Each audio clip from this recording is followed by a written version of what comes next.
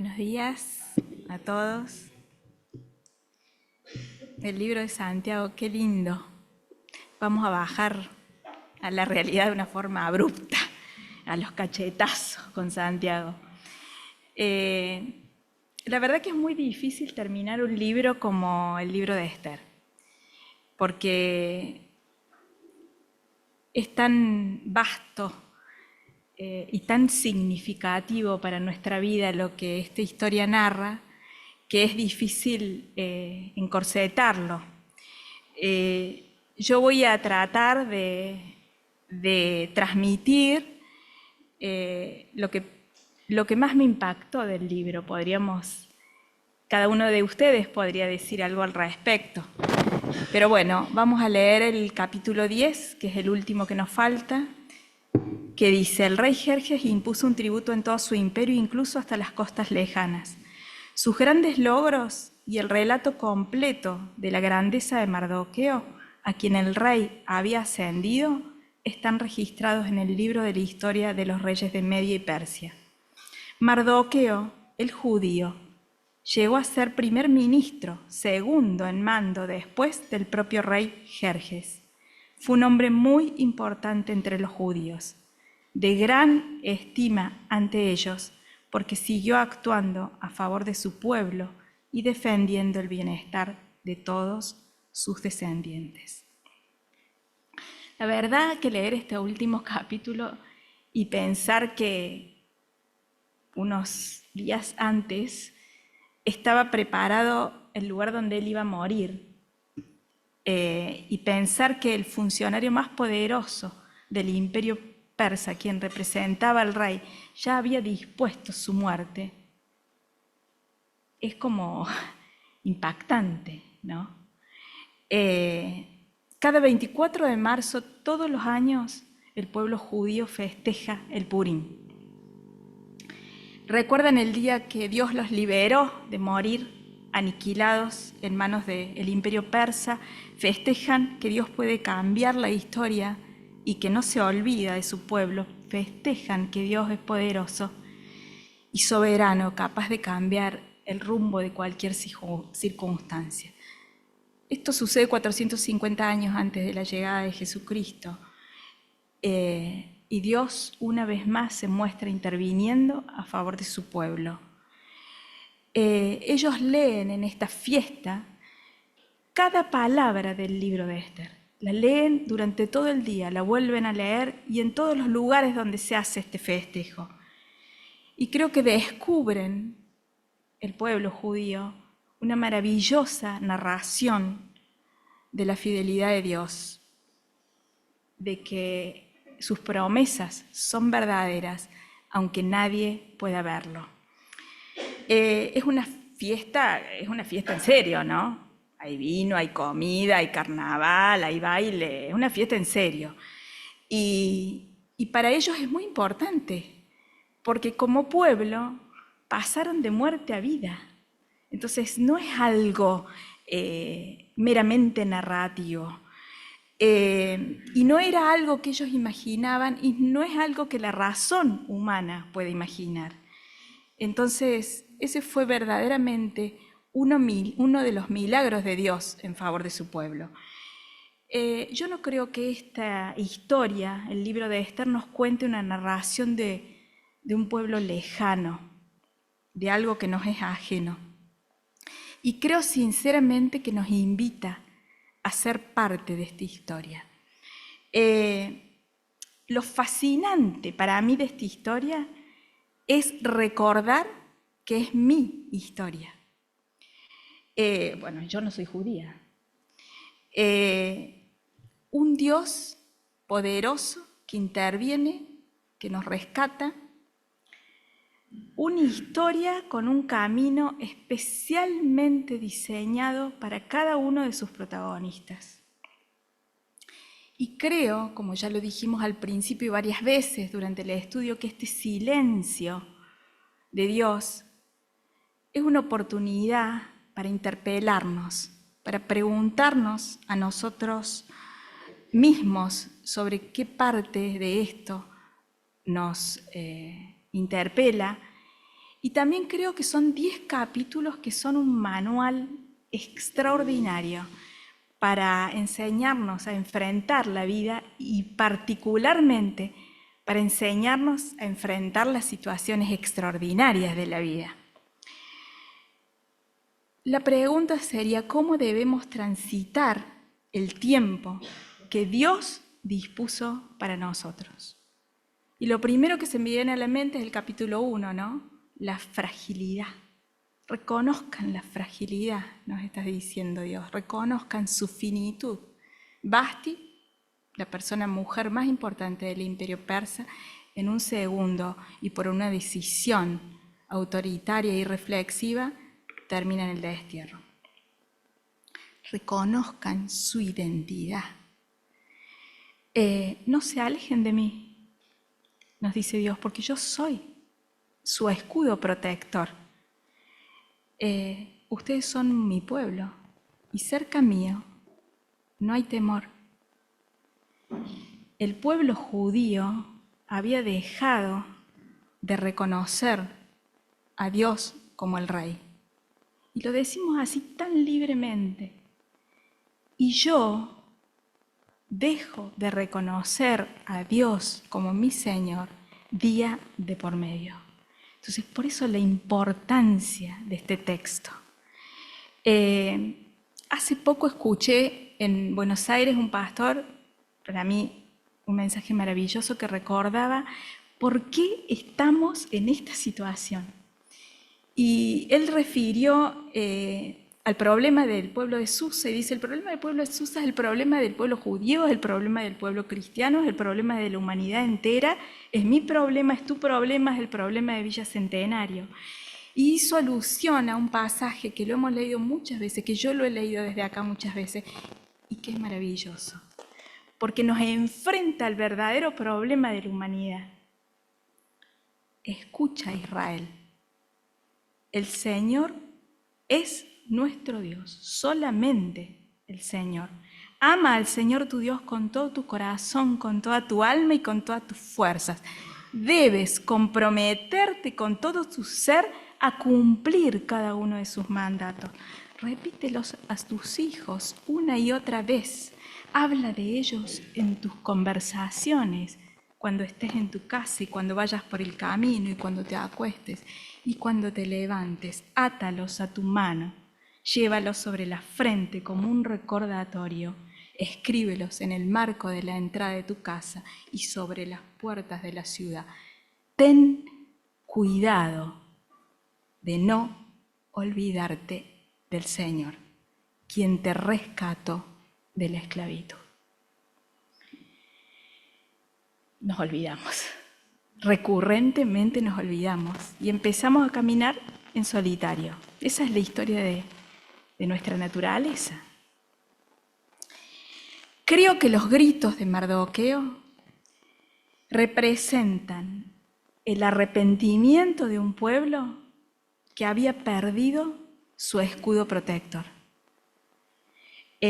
Cuando las noticias del decreto del aniquilamiento del pueblo judío llegaron a Susa, ellos se dieron cuenta de que estaba sucediendo y asociaron esta tragedia a su alejamiento de Dios. Y después de varios capítulos llega la maravillosa exhortación de Mardoqueo, el 4:14. Es mi texto. Esther tenía en mente, ¿se acuerdan lo que nos decía Ceci? Que Mardoqueo había tenido oportunidad de ser un refugio, de ser un hogar para ella, y en ese momento le había transmitido la historia de su pueblo, las promesas de su Dios. Entonces, aunque le pide por su integridad física y por su seguridad que no diga que era judía, ella sabía quién era su Dios. Y por eso la exhortación de Mardoqueo llega a su corazón. Y quién sabe si para esta hora ha llegado a tu reino, ha llegado al reino. Y esa pregunta es tan magnífica. por qué es tan magnífica? Porque pone en evidencia claramente que Dios vive y que nos está cuidando desde siempre, que se anticipó al dolor del pueblo judío y que propició un camino para su liberación. El silencio de Dios se convierte acá, en esta exhortación, en un estruendo, porque lo que Mardoqueo le dice figurativamente es, a ver, pensemos, ¿existía alguna posibilidad racional de que una niña huérfana judía llegue a ser reina del imperio persa? ¿Por qué Vasti terminó en el destierro, una mujer tan bella, tan importante? ¿Por qué el eunuco la trató de esa manera? ¿Por qué Jerjes la miró con ese favor? ¿No será Dios? Y esto que nos maravilla de esta historia también es una realidad en nuestras vidas, porque el Espíritu de Dios vive en nosotros. Y lo más deslumbrante para mí es saber que Esther tuvo un lugar en la historia diseñado por Dios. Así también mi lugar y el lugar de ustedes ha sido diseñado por Dios. ¿Se acuerdan cuando a mí me tocó hablar de este capítulo, el capítulo 17, versículo 26, en el libro de los Hechos, cuando Pablo les habla a los atenienses y le dicen, ese Dios que no conocen, ese es el Dios que yo les vengo a presentar.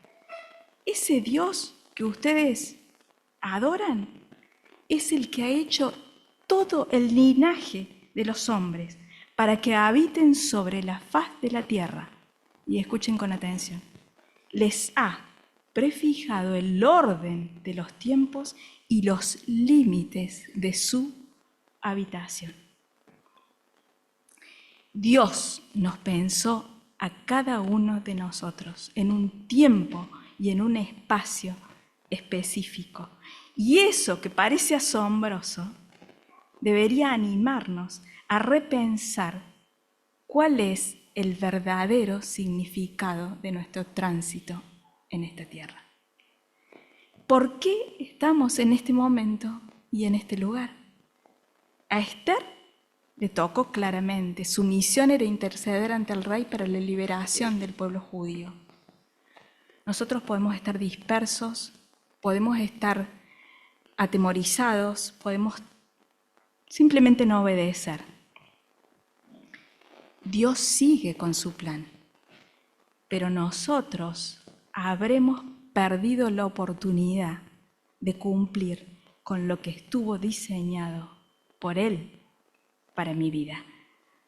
Hay momentos claves en la vida, donde se deciden, eso hablaba con Valentina la semana pasada, la edad que ella tiene, 23 años, son momentos claves en la vida, donde uno decide muchas cosas para su futuro y que van a impactar en el futuro.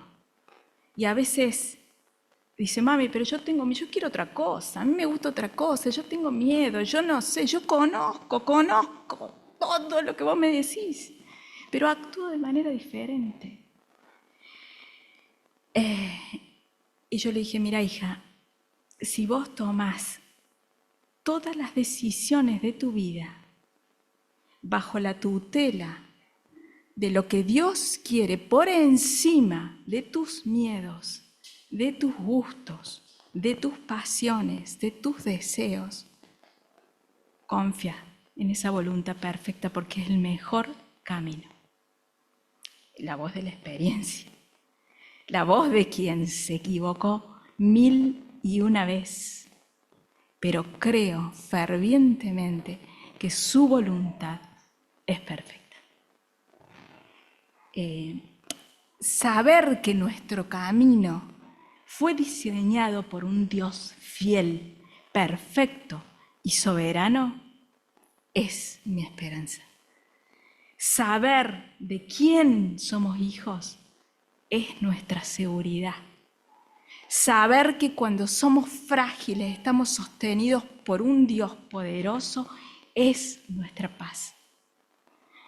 Saber que no depende de mí, sino que de su soberanía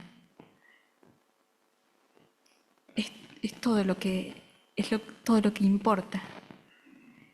Es lo que me da tranquilidad, porque ya no importa si somos débiles, si somos poderosos, si somos frágiles, si somos mujeres, si somos hombres. Él es quien actúa en nosotros. Somos simples instrumentos. La vida de Esther lo pone de evidencia. No existía ninguna posibilidad racional que ella llegara a ese lugar, por sus propias fuerzas, por su belleza, por su condición. Ella confió, ella ayunó, ella oró, y la presencia de Dios se ocupó del resto.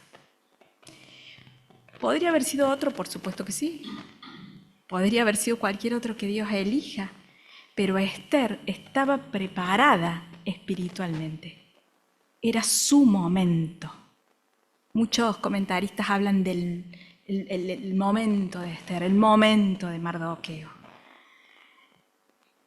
Lo que me lleva a pensar a mí es que no quiero que nadie ocupe mi lugar en la historia que Dios preparó para mi vida. ¿Estoy preparada yo espiritualmente? Que cuando llegue mi momento, yo pueda decir sí.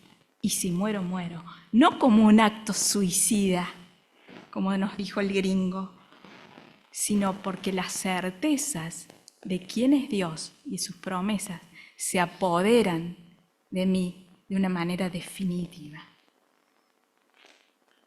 Otra cosa que nos dice el libro de Esther y que yo no lo había percibido acabadamente en las primeras lecturas es: reconozcan su naturaleza. Porque este libro nos habla con muchísima claridad lo que significa quiénes somos en Dios y lo que significa nosotros en Cristo, hoy en nuestro corazón, y lo que significa vivir con Él. Pero también nos muestra de una manera escalofriante y violenta quiénes podemos llegar a ser sin Él. Y creo que estas alertas son necesarias. No es que yo piense que alguno de nosotros puede estar cerca de la maldad de Amán o puede tener la indiferencia del rey Asuero. Pero estos hechos aberrantes, 500 años antes de Cristo, se repitieron en la historia de la humanidad. Y también fueron producto de un hombre que pensó que era superior. Y también fue producto del orgullo y la discriminación. Estoy pensando en el 40, estoy pensando en el Holocausto. Hannah Arendt, una filósofa, historiadora judía, que fue especialmente comisionada para estudiar el comportamiento y la actitud de Adolf Eichmann al momento de ser enjuiciado en Jerusalén, acuña un concepto muy importante referido a la banalidad del mal. Adolf Eichmann fue el autor intelectual de la arquitectura de la deportación de todo el pueblo judío. Y ella dice: un hombre tan insignificante. Cuando lo sacaron de acá de Argentina, están los videos, una persona normal, un hombre de familia, común, que negó hasta el último momento: yo no maté a nadie.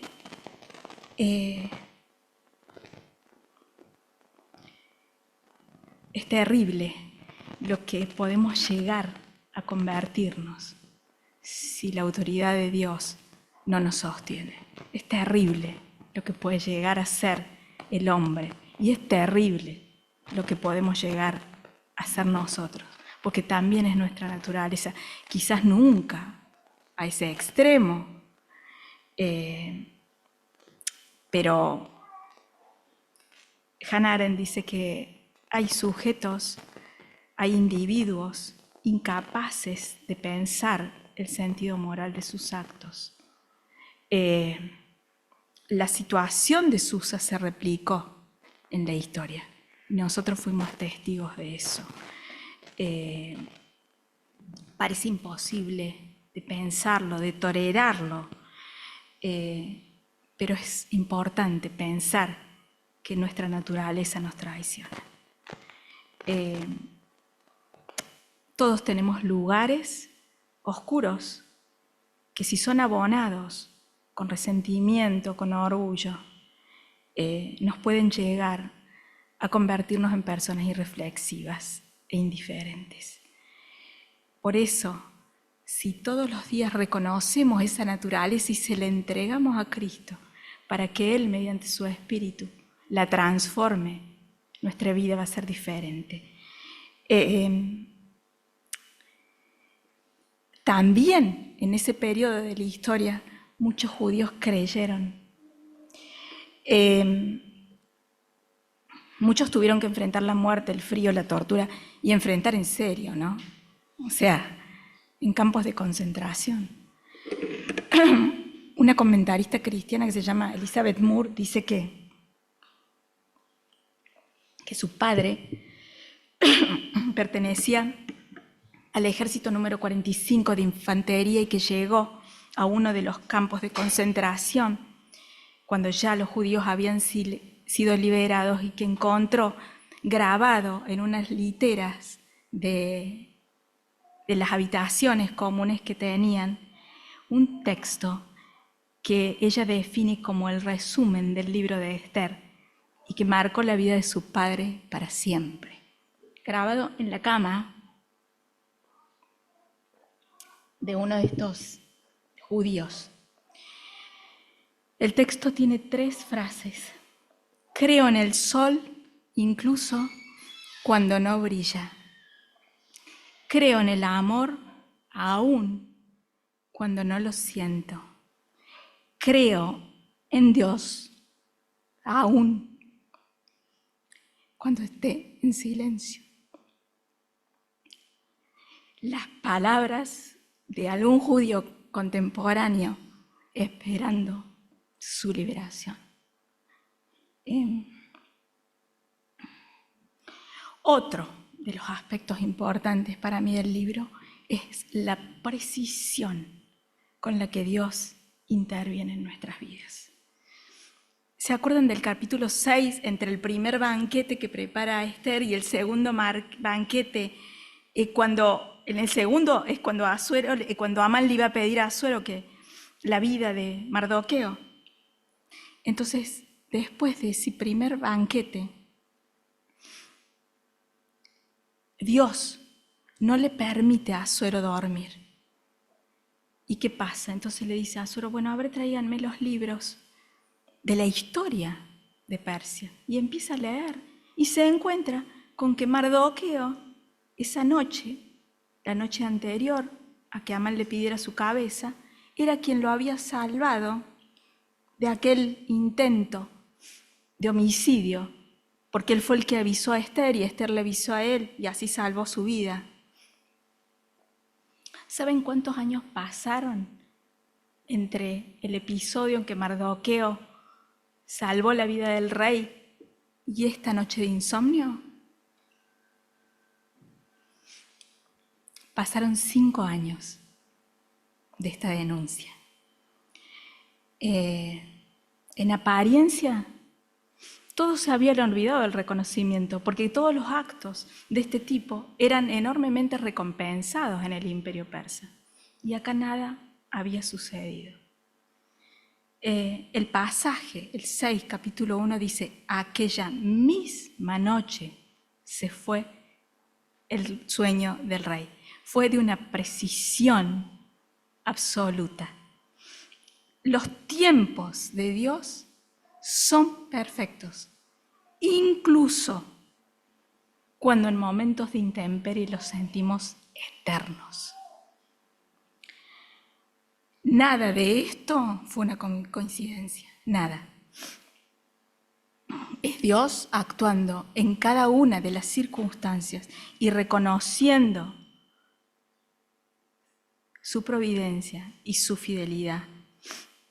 Es el camino que nos da fuerzas, es el único camino. Porque ese mismo Dios es mi refugio. Ese mismo Dios es nuestro refugio, capaz de cambiar un calendario, capaz de transformar una huérfana en reina, capaz de doblegar imperios, capaz de provocar insomnios, de cambiar el curso de las circunstancias, de transformar el dolor en días de fiesta. Todo eso y mucho más es lo que Dios puede hacer en cada una de nuestras vidas. La Biblia está repleta de esas historias. De un Dios soberano, un Dios misericordioso, que nos busca permanentemente para compartir los días con nosotros. ¿Qué vamos a responder? Hace un tiempo, charlando con Ricardo, me contó una historia. A mí me hubiera gustado que la cuente él, acá. Pero a él no le gusta hablar desde acá, le gusta hablar en todos lados, menos acá. Y él me dice, cuando yo tenía 13 años, Dios se presentó a mi vida y me dijo, vamos a hacer un pacto. Bueno, dije yo, a ver. Y yo sentí que me dijo algo importante. Esta enfermedad que vos tenés te va a acompañar toda la vida. Probablemente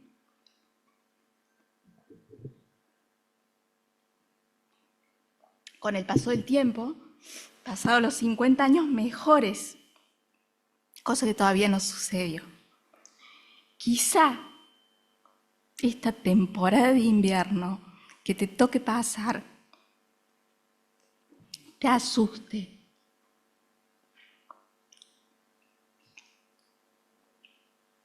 Quizás tengas miedo.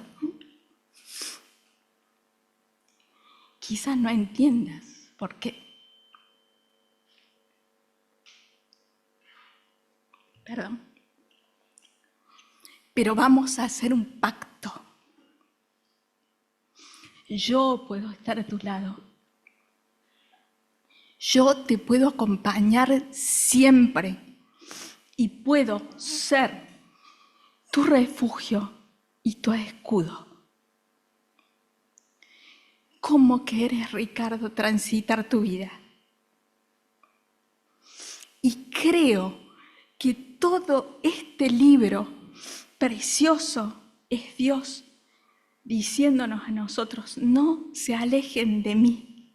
Yo te estoy viendo, yo estoy presto para cuidarte. Tengo un plan para tu vida independientemente de todas las circunstancias. Él nos lo prometió. Él dijo que jamás nos abandonaría. El libro termina con la fiesta de Purim. El pueblo judío sobrevivió y tuvieron luz, dice la palabra, tuvieron alegría, tuvieron gozo, tuvieron honra. Dios transformó el ayuno, el luto, el llanto y el lamento en luz, alegría, gozo y honra. ¿Alguna vez nos pasó algo semejante? Yo estoy segura que todos hemos vivido una experiencia como esta. Todos en nuestra vida cristiana hemos sido protagonistas y testigos del cambio radical que el poder de Dios hace en nuestra vida.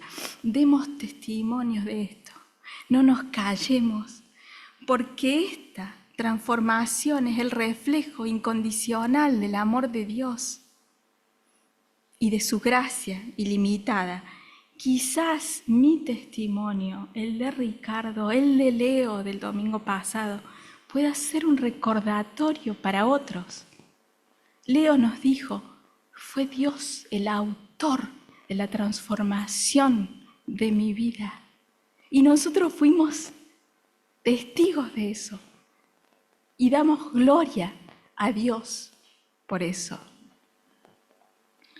Una autora que leí ayer, Beth Moore, dice: cuando aparezcan las primeras señales del cambio, no se atrevan a llamarlas coincidencias.